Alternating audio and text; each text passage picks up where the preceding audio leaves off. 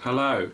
Thank you, first of all, for the response to my last video about wheelchair use and the awkwardness around that. I've heard from people who obviously could relate to that scenario and were really thankful that I'd made it. So that's really amazing. I heard from people who were embarrassed about their own attitudes towards disabled people, who were admitting that they had perhaps thought people in that situation were, faking it or whatever. I'm not trying to berate anybody, I just want to sort of educate people. So the fact that even a few people have seen it and thought, oh, okay, I get it, is like, that's really awesome.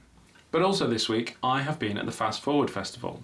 FastForward is an influential disability arts festival created by Bristol Music Trust. And this year it was happening in Birmingham at the MAC, so obviously I had to go. I would have gone along anyway, but I was actually asked to be part of the festival. I've been doing a qualification in inclusive music practice with the Bristol Music Trust over the last year, so I've got to know the team really well. And they asked me if I would be interested in hosting this year's FastForward Festival. There's a lot of F's there. My first reaction was like, no, I don't know how to present something. I can't host a festival. I do a little bit of this and I've done some keynote speeches at things and blah, blah, blah, but trying to glue a whole event together. I didn't feel like I would be a good choice to do that at all. But Alex and Siggy at Bristol Music Trust kept kind of nudging me that it would be good, I'd be funny, they said. And it's really important, I think, to have people like myself who have lived experience of disability talking about these things. So I was like, yeah, go on then, I'll do it. And it was really fun. I don't know how well I did as a presenter. I'm not a presenter, so it is what it is, but I had a lot of fun doing it. So, as well as myself, there was the amazing Jess Tom there giving the keynote speech. You may know Jess as Tourette's hero. There was a BBC documentary about her not too long ago called Me, My Mouth and I. In that she talks about her life's work as a disabled performer. For me, her keynote speech was very much a call to arms for disabled artists to be proud of what we're doing and what we're achieving. I spend a lot of time feeling like the music industry is ignoring disabled musicians like myself. As disabled artists, we don't really have that much of a voice. There is a massive problem in the music industry. Disabled people don't really exist within it yet. At least that's how I feel. I could talk a lot about the music industry in terms of record companies and the live music industry especially, having just not even really noticed that disabled musicians exist yet. And FastForward just proved that there is so much amazing talent. Jess Tom, John Kelly, Sarah Fisher, but it does feel that we don't really have our space in the music industry. One big criticism from me with the music industry is a sort of tiptoe towards diversity and inclusion. And there are lots of organisations that when they talk about diversity and inclusion, that conversation includes a lot of people and a lot of important issues.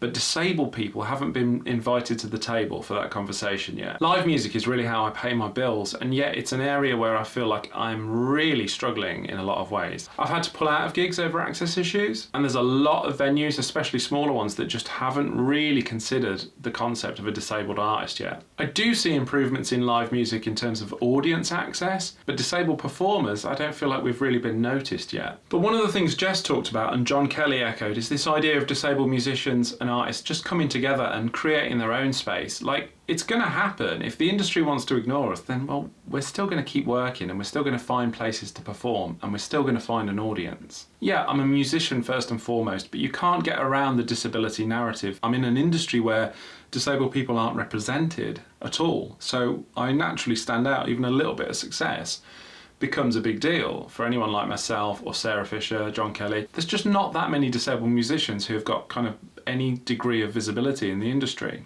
As well as the familiar faces, I met young disabled musicians who are facing the same challenges that I was a few years ago, and that was frustrating to see what they're up against. I'm doing okay at the moment, but if I was starting out now, has anything really changed? I did my first UK tour nearly 4 years ago, and there were a lot of challenges in terms of access to venues, especially access to stages, and my impairment was not quite so severe then. I wasn't even using a wheelchair at that point. Meeting young musicians who are using wheelchairs much more than I was then, where can they play? I don't know what the answers are at the moment. And I've heard some real horror stories recently about venues who just couldn't provide access and weren't really that interested in providing access. But FastForward gave me a lot to think about as well in terms of what I'm doing. Could I do more to make my events more accessible? Definitely. I could rethink the staging of my shows, for example. I could rethink where the audience is. I could rethink the tone of the events. There was much talk about relaxed space for performances. There's just a lot about a gig that's not that welcoming. Also, I don't know if I'm doing enough for the cause of disabled musicians. I feel like I'm sort of sat in my own little bubble, making these weird little songs, doing the things with my gloves. And meanwhile, I see, like, Sarah Fisher performed her show Twitch on the evening, and like, it was such a great sort of story of her challenges as a musician, as a disabled person, and where those two things meet. And it was so fearless in what she was saying and so honest. I thought, wow, I just sort of make weird noises with a pair of gloves. There was other great music on the bill at FastForward. James Rose, who's working with Bournemouth Symphony Orchestra. James Rose and BSO have performed on the Proms, I believe. Have a look, YouTube them. They're in there somewhere doing some really amazing stuff with the BBC. It was really great to see James perform finally, because I've not seen him, but I remember he wears these conductor's baton on his glasses, and I remember James was developing this idea of the conductor baton on his glasses around the time that I started using the gloves. And although it seemed like a very kind of low-tech solution compared to what I was doing, it actually wasn't that easy to get right. So to see it a few years later in action was really, really cool.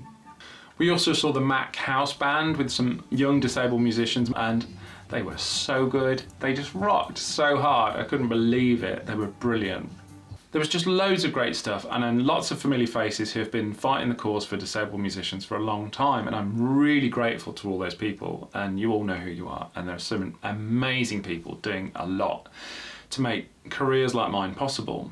And there's still more to do, but in the meantime I feel like, yeah, I do feel like the music industry is ignoring us, but also after going to FastForward and being just so fired up by it all, I kind of think, well, so what? John Kelly said it perfectly. He's like, it's still going to happen, we're still going to do it, we're still going to make music. Like, if you don't come along, if you're not witness to this, then that's your loss. I mean, I've had a good run playing gigs all over the world. People pay money to see my show. You don't have to be at all tokenistic about that. People want to see disability art, and people will pay money to see it. I want to make that stuff that makes people who are disabled feel that, yes, they can do it. And I want people to think about what's possible for disabled artists. And I want to make music that's good enough that it doesn't matter that I'm disabled. Like, if I make bad music, then, like, get rid of me. Don't let me into the party just because I'm disabled, right? We're great musicians, and we don't need tokenism. The problem is, if you ignore disabled musicians, you're ignoring disabled people, because we will have an audience that identifies with us. And without us, that audience hasn't got that sense of what... That audience needs to see themselves reflected in art, and that's what art is so good at. And disabled people are a minority group that just don't have that exchange yet, really. So we'll see. But for now, I'm just fired up about having seen some amazing music, met some amazing people, and I just want to go and make some amazing things and get back in the studio tomorrow and do something that matters. But yeah, thanks again for tuning in, listening to me ramble on about the state of the music industry and all that stuff. But it's a good time, and I feel positive about it, definitely. And massive thanks to the guys in Bristol for gently twisting my arm into having me appear at FastForward Festival, because it really was an amazing event, and the Mac is an amazing space to do anything. I love the Mac, and it's in Birmingham, it's in my hometown, so what more could I want? It's about time I made some more music. So I think tomorrow I've got an idea for something. I'll get into this in another video. Siggy at FastForward said something that made me think, oh, there's a bit of my art, there's a big gap in what I'm doing, and I've started to feel a bit self-conscious. And then Sarah Fisher did something on stage that kind of made me go, oh, yeah, I know what's missing, and that seems awfully cryptic, doesn't it? So I will leave you in suspense with that thought, and I will start exploring it very soon. But for now, thank you very much.